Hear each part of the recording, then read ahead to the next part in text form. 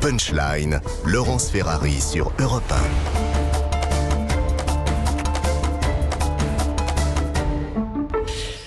Il est 18h15, on se retrouve en direct sur CNews et sur Europe 1 avec un Vincent Hervouet en pleine forme, avec Maître Golnadel, Louis de Ragnel d'Europe 1, Nathan Dever, philosophe. Un petit mot sur l'Italie, bien sûr, avec cette élection probable de Giorgia Meloni. On fait le point avec Jeanne Cancard et puis on pose la question de ce parti néo-fasciste, post-fasciste dont on entend beaucoup parler ici en France. Sa photo fait la une des journaux aujourd'hui en Italie. Avec sa victoire aux élections législatives, Giorgia Meloni devrait devenir la première femme à présider le Conseil des ministres. Hier soir, tard dans la nuit au moment des résultats, c'est l'effusion de joie chez ses militants. Le parti post-fasciste dirigé par Giorgia Meloni est arrivé en tête du scrutin. À 2h30 du matin, la gagnante prend la parole consciente de sa victoire, mais aussi de la forte abstention. Je crois que la situation dans laquelle se trouve l'Italie et l'Union européenne est une situation particulièrement complexe, qui nécessite donc la contribution de chacun. Et ce soir, je ne peux que regretter les faibles taux de participation. Dans son discours, Giorgia Meloni cherche aussi à rassurer. Nous serons appelés à gouverner ce pays et nous le ferons pour tous les Italiens, avec l'objectif d'unir ce peuple. Une prise de parole qui a porté ses fruits chez certains électeurs inquiets. C'était un résultat prévisible. Même si la coalition que je soutenais n'a pas gagné, je pense que nous devons être confiants, déjà parce que c'est une femme, et aussi parce que le discours qu'elle a prononcé après sa victoire était un discours équilibré. Elle doit prouver qu'elle peut représenter tous les Italiens, ceux qui ont voté pour les partis de droite, mais surtout ceux qui ne l'ont pas fait. Si elle réussit, alors elle sera reconnue comme la chef. Sinon, ce sera une déception. Giorgia Meloni va désormais tenter de former son gouvernement et devrait rentrer en fonction dans les prochaines semaines. Nathan Dever, ce mot post-fascisme, qu'est-ce qu'il veut dire? Est-ce que c'est un mot valise? Qu'est-ce qu'il signifie aujourd'hui? Je crois qu'il ne veut pas dire grand-chose. Parce que post-fasciste, sa signification, ça s'intéresse juste au concept. C'est une succession chronologique. Donc ce qui vient après le fascisme, ça peut être mille et une choses. Ça peut être de l'antifascisme, pourquoi pas. Ça peut être une succession, un héritage qui reste fasciste. C'est un concept qui est, je trouve, il y a des mots comme ça dans le discours médiatique qui sont faits pour créer des malentendus et pour créer des fausses controverses, des fausses polémiques où les uns vont dire une chose, les autres... Et ça va être très caricatural. Il me semble, en plus, que dans le cas de Madame Meloni, c'était cette affaire dont on parlait tout à l'heure, de la déclaration de 1996 sur Mussolini. Sur Mussolini, où elle vantait les mérites de Mussolini. Elle estimait que c'était un homme qui avait fait beaucoup de bien aux Italiens. Mais il y a une différence entre le programme politique de Madame Meloni et celui de Mussolini, c'est le conservatisme. Je pense que ce qui caractérise le plus la vision politique de Madame Meloni, c'est sur tous les domaines, que ce soit religieux, que ce soit migratoire, etc. C'est une vision ultra conservatrice qui, à mon avis, justifierait plutôt davantage de parler de néo-nationalisme.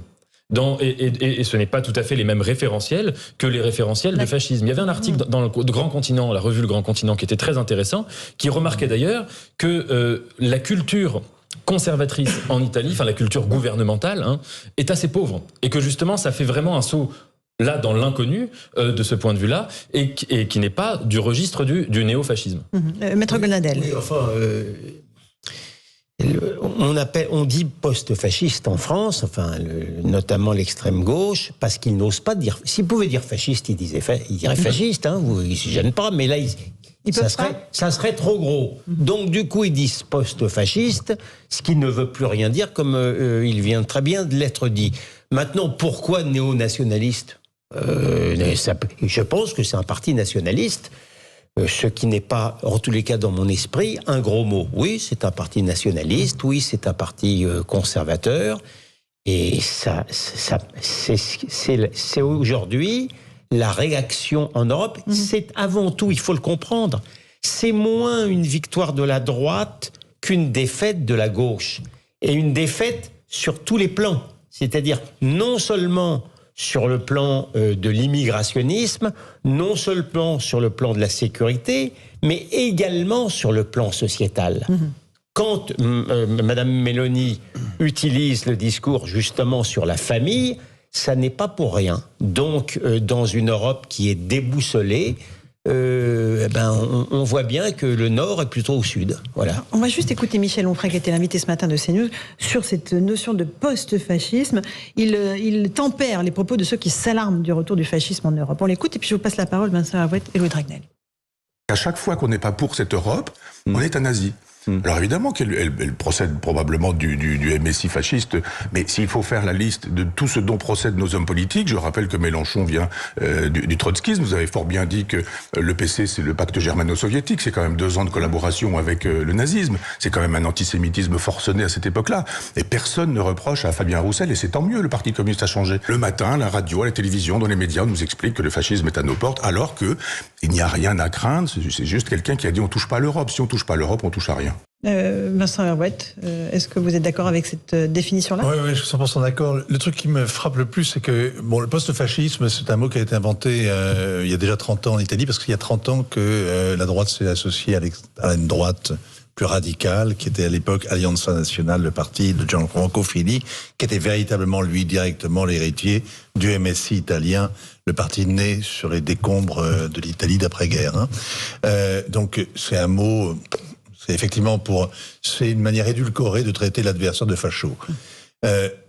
En l'espèce, ce que ça veut dire pour les Italiens, ça veut dire qu'ils sont prêts à transgresser l'interdit moral qui pesait sur eux, que notamment la grande presse, mais aussi l'Europe, mais aussi les voisins comme la France, faisaient peser sur eux, et qu'ils ont décidé, face à un certain nombre de problèmes, de choisir une autre politique que celle qui avait été menée jusqu'à présent, notamment sur la question de l'immigration, notamment sur la question de l'insécurité, notamment aussi, c'est un pays qui depuis 20 ans, les salaires ont perdu 3%. C'est-à-dire que les salaires n'ont pas cessé de baisser depuis 20 ans. C'est un pays où la facture d'électricité a été multipliée par 4 depuis 3 mois. C'est un pays qui a d'énormes problèmes de ce genre et une sorte de sentiment que la seule chose qu'on puisse encore faire, c'est essayer de préserver le peu qu'on a gardé. Et ça donne pas véritablement l'envie de chanter les chants fascistes le matin au réveil ou de passer le voisin, de lui infliger un petit lavement à l'huile de ricin. On va juste poser la question de cette union des droites qui fonctionne en Italie. Est-ce qu'elle est envisageable en France ? Est-ce qu'il pourrait y avoir comme ça une alliance entre le RN, Reconquête et éventuellement une partie des Républicains ? Le point avec Gauthier Lebret du service politique de CNews et je vous passe la parole Louis de Ragnel. On l'écoute Gauthier Lebret. L'union des droites semble bien compliquée en France. Déjà, nous sommes dans un régime électoral totalement différent du nôtre. Évidemment, un régime parlementaire qui est habitué à faire des coalitions. Et d'ailleurs, si Giorgia Meloni a fait un score historique hier, c'est parce qu'elle a refusé d'entrer dans le gouvernement d'union nationale de Mario Draghi et donc elle était seule dans l'opposition pendant un peu plus d'1 an. Évidemment, Éric Zemmour rêve de cette union des droites. Vous le savez, ça a été l'un des thèmes de sa campagne présidentielle. Il a fait un communiqué hier pour se féliciter de la victoire de Giorgia Meloni. Il parle du 2e succès pour l'Union des droites après la Suède. Il dit que le ciment est bel et bien la question identitaire. Malgré leur échec en 2018, Giorgia Meloni et son jeune parti n'ont rien lâché. Vous avez bien compris évidemment le parallèle que cherche à faire le leader de Reconquête. Comprenez que son parti n'est pas terminé, que c'est encore possible. Ce qui est sûr, c'est que Giorgia Meloni, idéologiquement, elle est plus proche d'Éric Zemmour que de Marine Le Pen. Elle est ultra-conservatrice sur les idées de société, opposée par exemple au mariage pour tous et à l'adoption par les couples de même sexe. Elle est libérale sur les idées économiques, bien loin de la fameuse réforme des retraites voulue un temps à 60 ans par Marine Le Pen. D'ailleurs, Le Point rapporte que Meloni aurait confié sur Marine Le Pen il y a 1 an. Marine Le Pen est démago, elle est de gauche sur le plan économique et progressiste sur le plan sociétal. Et d'ailleurs, la présidente du groupe RN à l'Assemblée a mis un peu de temps à réagir à la victoire de Giorgia Meloni. Elle ne l'a fait que ce matin, en mentionnant également Matteo Salvini, son véritable allié de la Ligue, alors que ça a été un véritable revers pour lui. Hier, ces élections, il a fait entre 6 et 8%. Il s'est véritablement effondré, mais c'est le véritable allié idéologique de Marine Le Pen en Italie. Alors si on transpose ce qui se passe en Italie, ça voudrait dire qu'Éric Zemmour explose et que Marine Le Pen se casse la figure électoralement. On est vraiment très très loin de ce scénario à l'heure où on se parle, puisque Marine Le Pen, vous le savez, a 89 députés à l'Assemblée nationale quand Reconquête n'en a aucun. Merci Gauthier Lebret. Scénario inenvisageable en France, Louis de Ragnel, cette union des droites. Écoutez, c'est un sujet dont on entend parler depuis 15-20 ans et toutes les tentatives qui ont été initiées ont toutes échoué. Je me souviens, il y a 10 ans, même Robert Ménard à Béziers avait essayé d'organiser une rencontre entre tout le monde. Il y a eu plein de tentatives de dîner, de déjeuner secret. À chaque fois, ça a toujours échoué. Et entre les chefs de tous ces partis de droite, c'est la haine absolue, quasiment depuis toujours.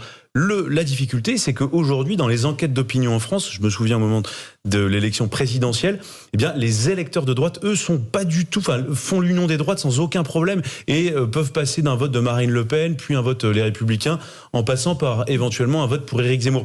Donc, les électeurs de droite, eux, n'ont absolument pas toutes ces questions de cordon sanitaire, toutes ces notions ont déjà complètement volé en éclats depuis de nombreuses années. Donc, la difficulté, en fait, aujourd'hui, ce sont les chefs qui ne veulent pas s'entendre. Et je me souviens, je termine simplement par ça. Il y en a qui veulent réagir. Je me souviens, il y a quelques années, il y avait un sondage qui avait été fait au sein des militants Les Républicains. Quelle est la personnalité politique préférée des militants LR? C'était Marion Maréchal. Alors là, c'était la douche froide en interne au sein des Républicains, puisque arrivaient ensuite tous les cadres des Républicains. Voilà. Donc c'est simplement pour vous expliquer à quel point les électeurs sont plus à l'aise que les cadres en France. Maître Goldnadel, pourquoi vous réagissez? Non, mais oui, parce que... Qu'est-ce qui vous gêne? Ce qui me gêne, c'est que la donne a changé. Je veux dire, d'abord... certes, le système électoral français est différent du système italien, sauf que l'union des gauches, ça existe. Donc, sur le papier, l'union des droites pourrait, électoralement, largement aussi bien marcher. Ensuite, ce que j'ai entendu par Gauthier, c'est ça? Gauthier Lebret. Par Gauthier. On se doute bien que Zemmour, c'est pas la même chose que Le Pen. Et Salvini, c'est pas la même chose que Mélanie. C'est une union de partis tout à fait différents. Ça ne marchait pas en France il y a une dizaine d'années à cause de l'interdit. Il n'était pas question, il fallait signer quand on croisait Marine Le Pen. Ça n'est plus le cas. Donc ça n'est plus l'interdit, l'obstacle principal. L'obstacle principal maintenant, c'est que les Républicains sont petits, alors que le Rassemblement national, notamment, est très grand. Et non seulement il est grand, mais il n'est pas réputé pour se marier facilement. Il a une logique de parti assez personnelle. Sauf que ce qui peut changer quand même, ça n'invalide pas ce que Louis a dit, mais ce qui peut changer, c'est la situation. C'est le besoin, d'abord c'est le désir ardent des Français qui sont légitimement affolés par la situation parce que on ne se rend pas compte de cette situation. Et sur le plan migratoire et sur le plan sécuritaire. Donc, au regard de cette situation, ce qui a été vrai jusqu'à maintenant peut ne plus l'être. Le problème, je pense, c'est davantage encore les Républicains qui ont peur d'être complètement mangés dans la situation dans laquelle ils se trouvent maintenant. Nathan Devers. Je pense je suis tout à fait d'accord avec ce qui a été dit, mais il y a peut-être aussi deux autres éléments qu'on pourrait rajouter. Le premier, sur les images de cette coalition qu'on voit en Italie, il y a M. Berlusconi, qui a, si je ne dis pas d'erreur, 86 ans. C'est-à-dire à peu près, à 4 ans près, j'ai vérifié, l'âge qu'aurait eu Jacques Chirac. Et vous voyez, il me semble que même s'il peut y avoir de la porosité du côté des électeurs, du côté des militants qui peuvent voter pour l'un ou pour l'autre, il y a une différence qui est très claire de la part des dirigeants. C'est-à-dire que d'un côté, vous avez eu en France des dirigeants comme Jacques Chirac, comme plus tard Nicolas Sarkozy, des dirigeants d'une droite qui estimaient qu'il y avait un rideau de fer, un mur même, en quelque sorte, absolument infranchissable. Je ne parle pas du tout début de Jacques Chirac, mais à partir du moment vraiment où il accède aux responsabilités nationales, où il prend cette décision-là, et vous avez en face quelqu'un comme Berlusconi qui a eu une expérience politique en Italie qui a été désastreuse à bien des égards. On connaît son histoire. Et on pourrait rajouter une chose aussi, cette généalogie plus profonde du fait, je le rappelle, c'est important, qu'en France, même pendant le XXe siècle, il n'y a jamais eu de suffrage universel qui a voté pour le fascisme, ce qui n'est pas le cas en Italie. Et donc ça fait, je pense, des codes et une culture qui est très différente. Allez, il est 18h30 quasiment, on est en direct sur CNews et sur Europe 1. Le rappel des titres de l'actualité avec Mathieu Devez.